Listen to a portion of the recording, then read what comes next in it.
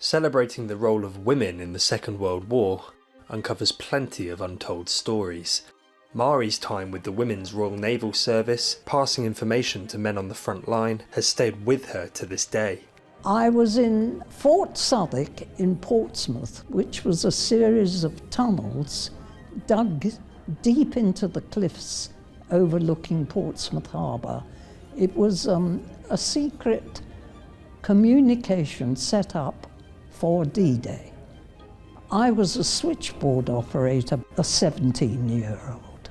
Probably not terribly well educated. All the schools in London had closed. About a month before D-Day, which of course we had no idea about, I was given training on what they merely called a VHF set, radio set. You would lift your lever to send all your messages. The recipient would send messages back. What I didn't know was that the recipient on my set was landing on the beaches at that time in Normandy. They were landing. So that when they lifted their lever to return any messages, I heard the war.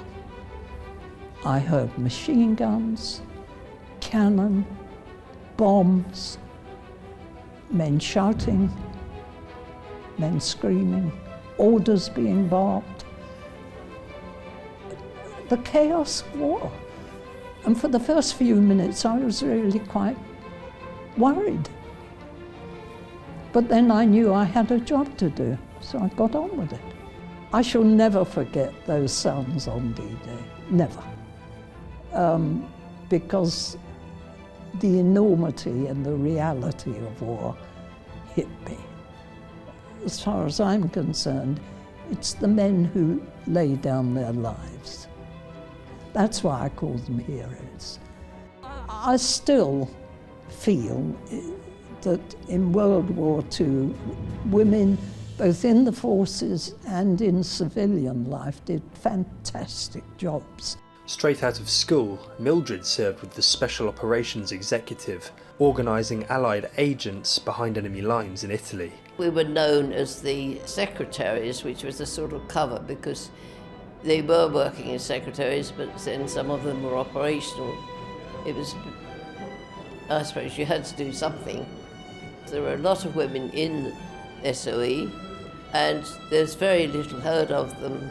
We sent in small plane to get agents or necessary people wanted bringing up back to base. You can't just get on a train and go home. Our commanding officer said by international law a woman should not be armed, and anyway he said a woman with a gun was more trouble than she was worth, so you wouldn't be armed anyway. But you hopefully had somebody with you who was armed. There was another trip which was far more active, shall I say. The senior officer asked me to accompany him, and we drove up and got attacked all the way up. A big avalanche of boulders came down one way and landed just missed the back of a Jeep. I think really if you're driving like blazes in a Jeep or anything else, it would be very difficult to use a gun anyway.